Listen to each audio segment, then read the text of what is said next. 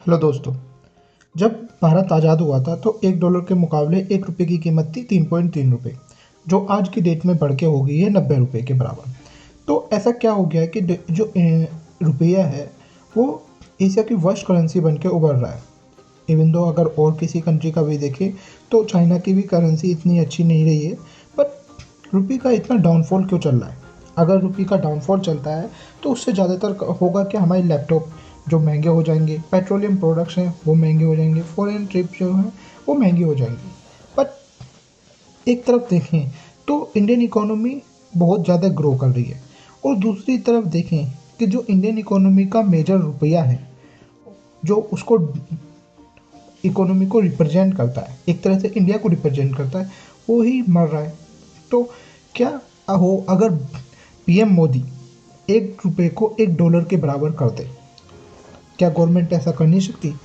Government भी ऐसा कर सकती है, पर उसके पीछे कुछ बहुत सारे कारण होंगे कि गवर्नमेंट ऐसा नहीं कर पा रही है। उसके पीछे अगर कारण देखें कि अगर आप ही उम्मीद करो कि गवर्नमेंट ने, पीएम मोदी ने अनाउंस कर दिया कि ₹1 $1 के बराबर हो जाएगा, तो उससे क्या होगा? अगर ₹1 $1 के बराबर कर दिया तो सभी लोग जिसके पास में जितना भी रुपए है वो सभी लोग एकदम से डॉलर की मांग करने लग जाएंगे, और जितना भी हमारे पास में रुपए है वो डॉलर में कन्वर्ट करवाने लग जाएंगे। क्यों? क्योंकि डॉलर की वैल्यू इंटरनेशनल मार्केट में बहुत ज़्यादा है, तो सभी लोग डॉलर को प्रेफर करेंगे। अब जब सभी लोग डॉलर को प्रेफर करेंगे तो इंडिया के पास अगर डॉलर का रिजर्व देखें तो वो $688 बिलियन का है, जो फॉरेक्स रिजर्व है। उससे होगा क्या कि, और ये जो जितना रिजर्व है आप अगर देखोगे तो ये इंडिया की 1% पॉपुलेशन को भी सेटिस्फाई नहीं कर पाएगा। तो कुल मिला के होगा ये कि डॉलर की जो वैल्यू है, जो अभी ₹90 का मिल रहा है, वो बढ़ के 150, 200, 500, 1000 वो कुछ भी हो जाएगी। तो कुल मिला के जो प्रॉब्लम थी, एग्जिस्ट कर रही थी कि ₹1 को $1 के बराबर करने के बाद में, वो प्रॉब्लम जू की तू बनी रहेगी। जू की तू तो छोड़ो ही, वो प्रॉब्लम और बढ़ के और नई प्रॉब्लम क्रिएट कर देगी। तो हमने इसका सॉल्यूशन क्या निकाला? सॉल्यूशन यही है कि हमें और कुछ अलग स्टेप लेने होंगे।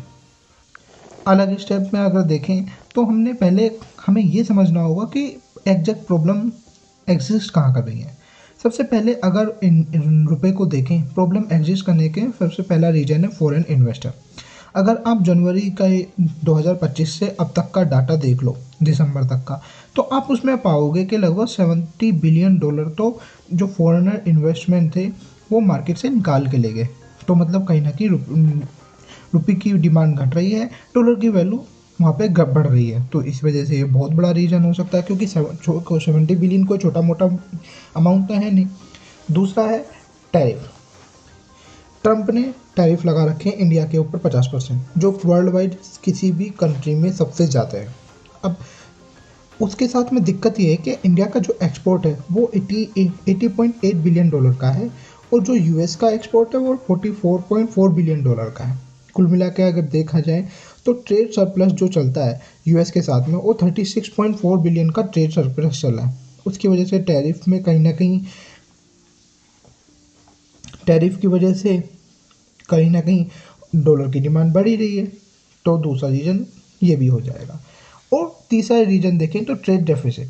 ट्रेड डेफिसिट जो है, अगर हम ओवरऑल देखें तो हम गुड्स को, जो एक्सपोर्ट है इसकी टैरिफ की वजह से, वो हमारा घट के 11% गिरा है, और इंपोर्ट हमारा 16% बढ़ गया है। अगर हम अक्टूबर 2025 का देखें, उसमें मेन रीज़न वैसे गोल्ड के प्राइस का था, वो मैंने आपकी एक अलग से वीडियो बना रखी है, तो उसमें भी देखने की हमने कोशिश करी है, और मैंने पूरा एक्सप्लेन में उसे समझाया भी है कि कहाँ कहाँ गड़बड़ हो रखी है। बट और मेजर कारण तीसरा ये भी है कि ट्रेड डेफिसिट है। तो अगर चाहें तो एक मेजर कारण अगर छोटा देखें, छोटा नहीं बहुत इम्पैक्टफुल है ये वाला, आरबीआई की पॉलिसी चेंज। आरबीआई की पॉलिसी चेंज कुछ इस तरह से है कि वो कहीं ना कहीं एक तरह से ऐसा लगता है कि वो डॉलर को ये चाहते हैं कि डॉलर की वैल्यू बढ़े और इंडियन मार्केट का रुपया गिरे। इवन दो IMF भी कहीं ना कहीं ये बात बोलता रहता है कि इंडिया या चाइना जैसी कंट्री हैं, वो कहीं ना कहीं ये चाह रही हैं कि उनकी जो करेंसी है उसकी वैल्यू कम हो जाए और डॉलर की वैल्यू बढ़ती रहे, तो ये बहुत बड़ा मेजर कंसर्न हो जाता है। तो क्या इंडिया और चाइना मिलके ऐसा कर रहे हैं? तो इसके लिए हमें एक चीज़ और समझने की ज़रूरत पड़ेगी कि इंडियन इकोनॉमी जो 8% से लगभग बढ़ रही है। अगर आप देखें, बहरीन एक देश है, उसमें एक दिनार की कीमत है 226 रुपये। कुल मिला के अगर वहाँ पे डॉलर के देखें तो वो लगभग बैठेगा 2.35 समथिंग। तो अगर ये चीज़ें देखें तो जो सबसे डोमिनेटिंग करेंसी है वो बहरीन की बहुत ज़्यादा डोमिनेंसी है। पर क्या करेंसी का अच्छा होना ये दिखाता है कि तुम्हारा देश उतना ही स्ट्रांग है? ये कभी नहीं दिखाता। आप कभी भी देखो, जितना करेंसी स्ट्रांग होगी उसका मतलब ये नहीं है कि आपका देश भी उतना ही स्ट्रांग है या आपका पोजीशन है मार्केट में वो भी गड़बड़ है। गड़बड़ से मतलब कि उतना अच्छा नहीं है। अभी आप देखो तो $1 इजगल टू होता है 156 यान या फिर 1469 वोन, या फिर डोंग के केस में देखोगे तो 26,350 डोंग, या $1 होता है 90 रुपये के। और अफ़गानिस्तान की करेंसी में देखो तो वो होता है 65 अफ़गानी।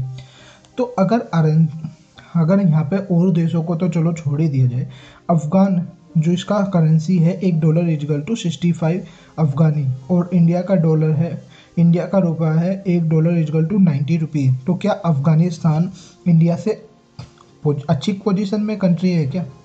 ऐसा तो है ही नहीं कि अफ़गानिस्तान में ज़्यादा स्ट्रॉन्ग देश है या उसकी पोजीशन इंडिया से अच्छी है।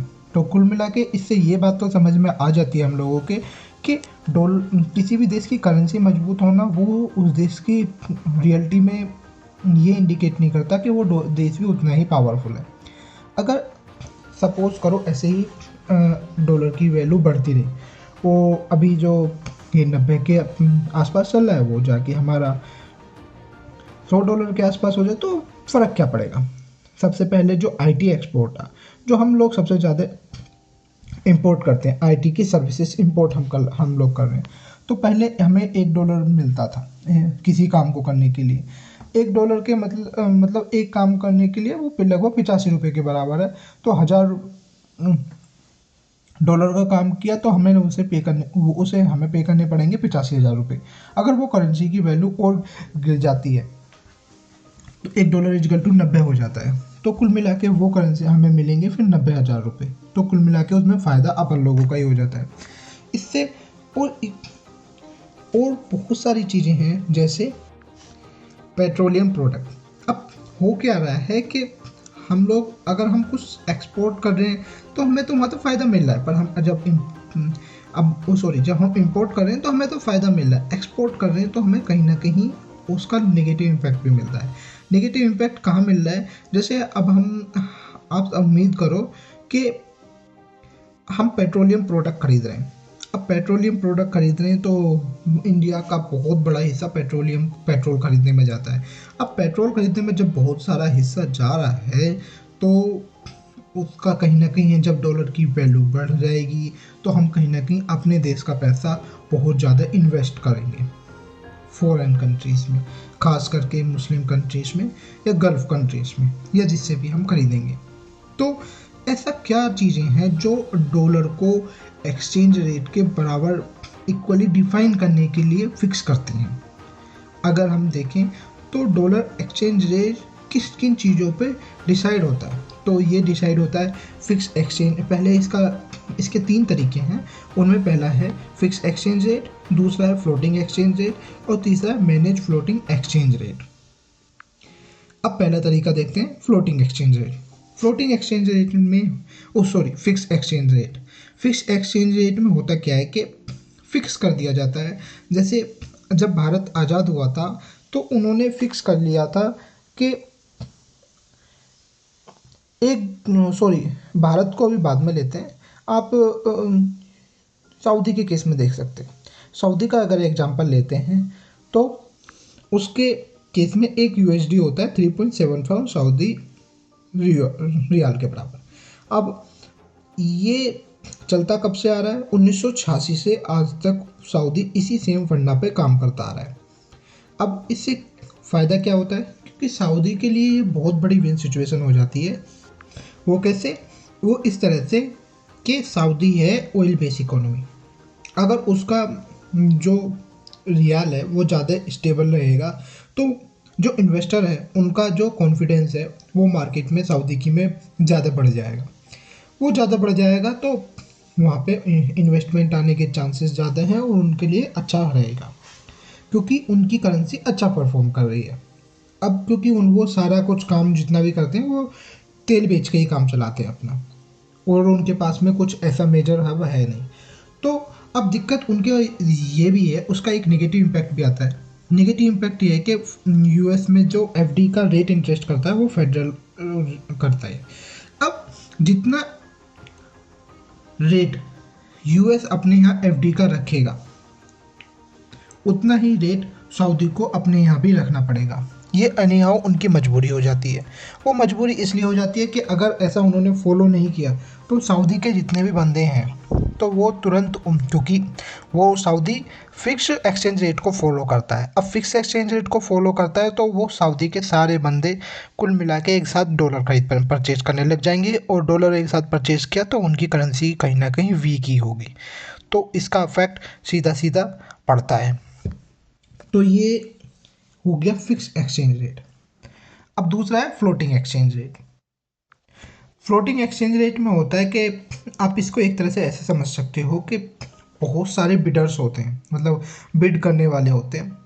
अब वो लोग कितना आपकी बिड करेंगे उस पर डिसाइड होगा कि उसकी वैल्यू कहाँ तक जाएगी। मतलब आप एक तरह से आईपीएल को समझ सकते हैं। इसके लिए आईपीएल में खिलाड़ी एक ही रहता है और पर उस पर बिड करने वाले बहुत सारे रहते हैं। अगर खिलाड़ी अच्छा है तो उसकी वैल्यू बढ़ती चली जाती है, पर डायनामिक कंडीशन बढ़ चलती रहती है, अलग अलग चल रही हैं। डायनामिक कंडीशन से मैं ऐसे एग्जांपल करूँ कि आईपीएल में भी अगर आप देखोगे तो वहाँ पे भी कहीं ना कहीं आप हर साल ऐसा कोई ना कोई खिलाड़ी निकल के आ ही जाता है जो सबसे महंगा बिक रहा है आज तक की आईपीएल की हिस्ट्री में। तो वहाँ पे भी नए नए रिकॉर्ड बनने, तो कुल मिला के वहाँ की भी करेंसी वीक ही हो रही है डॉलर के मुकाबले। इसके लिए सबसे अच्छा एग्जांपल है यूके। अभी तीसरा है managing floating exchange rate. India इसी को फॉलो करता है।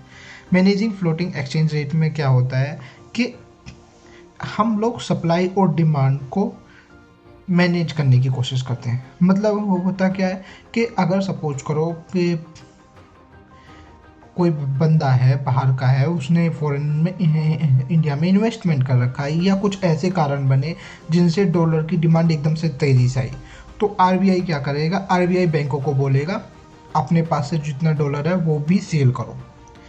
जब डॉलर वीक होगा तो आरबीआई बैंकों को बोलेगा अब डॉलर परचेज करो।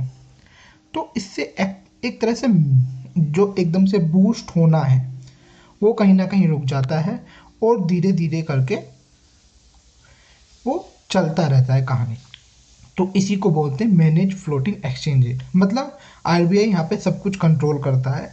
आरबीआई बोले तो गवर्नमेंट ही कंट्रोल करती है। वो ये ध्यान रखती है कि वैल्यू बहुत ज़्यादा गिरे नहीं, वैल्यू बहुत ज़्यादा घटे नहीं। तो उसको कंट्रोल करने का काम जो करती है वो आरबीआई करती है। इसी को बोलते हैं मैनेज फ्लोटिंग एक्सचेंज रेट। अगर हम देखें 1927 से 1966 तक का अगर हम डाटा देते तो उस डाटा में हम पाएंगे कि जो इंडिया था वो पहले फिक्स एक्सचेंज रेट को ही फॉलो करता था। वहाँ पे हमारा क्या था कि हम उस टाइम पे यूके के गुलाम थे, तो 13.33 रुपीज़ का एक पाउंड आता था। बट अब आगे आप देखोगे 1966 में एकदम से जो करेंसी की डिवेल्युएशन हुई है वो 57% हुई है। वो ऐसा क्यों हुआ? क्योंकि 1927 से जो उस टाइम पे इकोनॉमिस्ट थे उन्हें ऐसा लगा कि हम अगर फ्लोटिंग फिक्स एक्सचेंज रेट को फॉलो करेंगे तो हमारे लिए ज़्यादा अच्छा होगा। तो वो उस टाइम के हिसाब से उन्होंने फिक्स कर दिया और 1966 तक ये सब चला। बट 1960 के बाद में आके कहीं ना कहीं ये महसूस होने लग गया कि अगर हमने फिक्स एक्सचेंज रेट को ही फॉलो करते रहे तो इंडिया बर्बाद हो जाएगा। वो इसलिए क्योंकि करेंसी की वैल्यू तो उतनी है। अब जब करेंसी की वैल्यू उतनी ही है तो जो फॉरेन इन्वेस्टर आ रहे हैं वो देख रहे हैं कि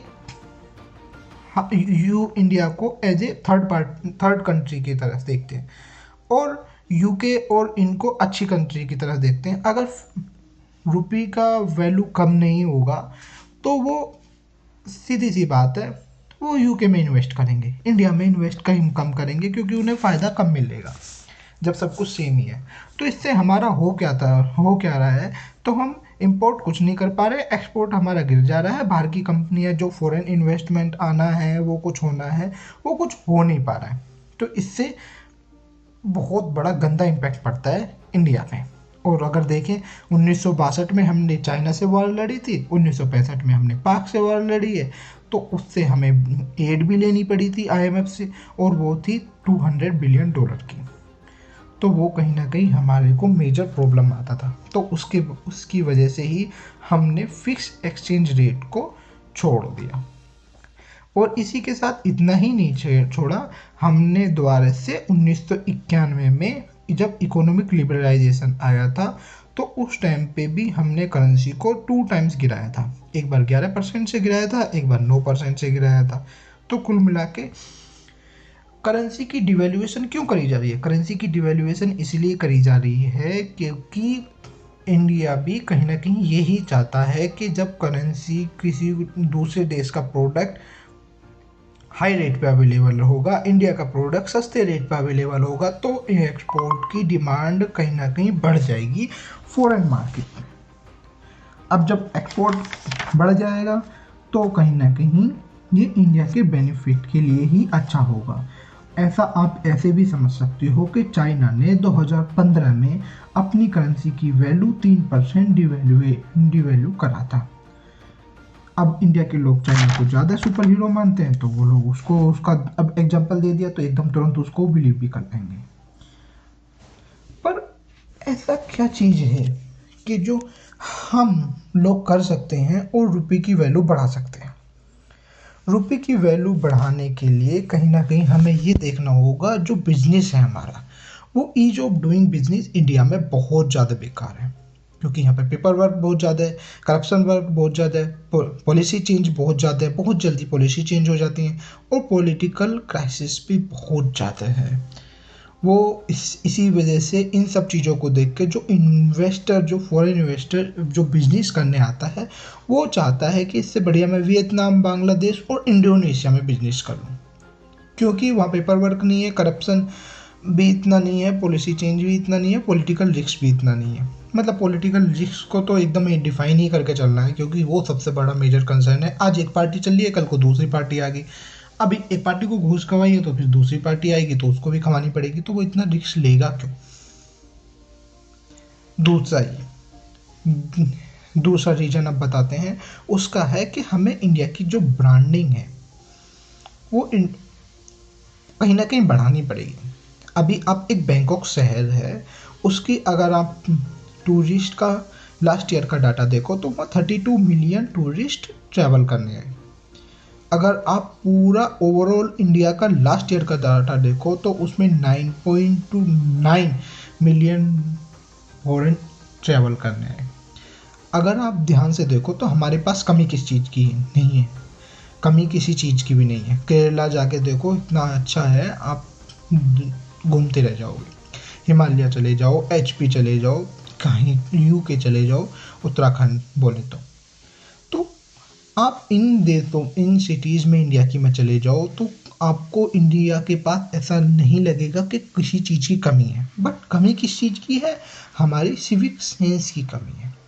हम लोग क्या करते हैं कि कहीं भी कूड़ा कचरा डाल दिया, कहीं भी थूक दिया, कहीं भी मुँह दिया, कहीं भी हमारे जितने भी इंफ्रास्ट्रक्चर पे तार हैं वो ऐसे लटके पड़े हैं। दिल्ली का चांदनी चौक तो भैया कुछ कह ही नहीं सकते, उसका कितनी बंजर हालत है। ऊपर से आप देखोगे तो सबसे ज़्यादा टूरिस्ट भी दिल्ली बहुत ज़्यादा आता है और वो उसकी पिक्चर को वो बहुत ज़्यादा नोटिस करते हैं। गंदगी इतनी है, सड़क पे फूड ऐसे ही पड़ा रहता है, तो वो फॉरेन जो आते हैं फॉरेन पीपल वो इस चीज़ को बहुत ज़्यादा नोटिस करते हैं और उसी नोटिस की वजह से इंडिया में लोग बाग बहुत कम आते हैं। हमें कहीं ना कहीं सिविक सेंस, गवर्नमेंट को ही दोष नहीं देना होगा, खुद लोग, हम लोग भी इसके लिए बहुत बड़े जिम्मेदार हैं।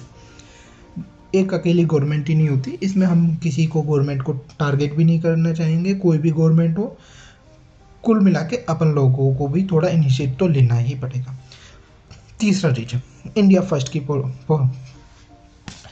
अगर हम देखें इन 2025 का, इसमें पहलगाम अटैक हुआ, दिल्ली ब्लास्ट हुआ, ट्रंप के टैरिफ लग गए, इंडिगो का क्राइसिस चल रहा है, एयर इंडिया का भैया विमान हादसा हो गया। तो 2025 इंडिया के लिए अच्छा नहीं रहा कुल मिला के, क्योंकि कहीं ना कहीं शुरुआत से ही ऐसे ऐसे सेंटिमेंट बनते रहे कि वो जो इंडिया फर्स्ट की चीज़ें हैं वो इंडिया की इमेज को धुंधली करती रही, और वो भी इंटरनेशनल लेवल पे। तो ये चीज़ें कहीं ना कहीं फ़र्क डालती हैं। अगर आप देखो, अगर आपको सब कुछ ही करना है तो आपको इंडिया मेड प्रोडक्ट खरीदने ही पड़ेंगे। अगर आप कोई भी प्रोडक्ट मार्केट में खरीदने जाते हो तो सबसे पहले आप ये देखो कि कोई इंडियन मेड प्रोडक्ट अवेलेबल है क्या। अगर इंडियन मेड प्रोडक्ट अवेलेबल है तो कोशिश करो इंडियन मेड प्रोडक्ट ही खरीदने का, क्योंकि अगर आप एक्सप्लोर करके देखोगे तो सेम रेट में इंडियन मेड प्रोडक्ट भी कोई कुछ भी खरीदने चाहते हैं तो उसमें इंडियन मेड प्रोडक्ट अवेलेबल है, तो कोशिश करो इंडियन मेड। उससे क्या होगा, कहीं ना कहीं रुपये की वैल्यू की डिमांड बढ़ेगी, इन हमारी करेंसी मजबूत होगी। तो I hope you gain something from my this video. हमारी आपसे रिक्वेस्ट एक ये भी है कि हमारे चैनल को कृपया सक्सेसफुली आप सब्सक्राइब कीजिए, क्योंकि आपके लिए तो बहुत ज़्यादा इजी है पर हमारे लिए बहुत ज़्यादा इम्पोर्टेंट रहता है। वो इसलिए क्योंकि आपके प्यार और सहयोग से ही हम लोग भी ग्रो कर पाएंगे। I hope you gain something from my this video. Thanks for watching.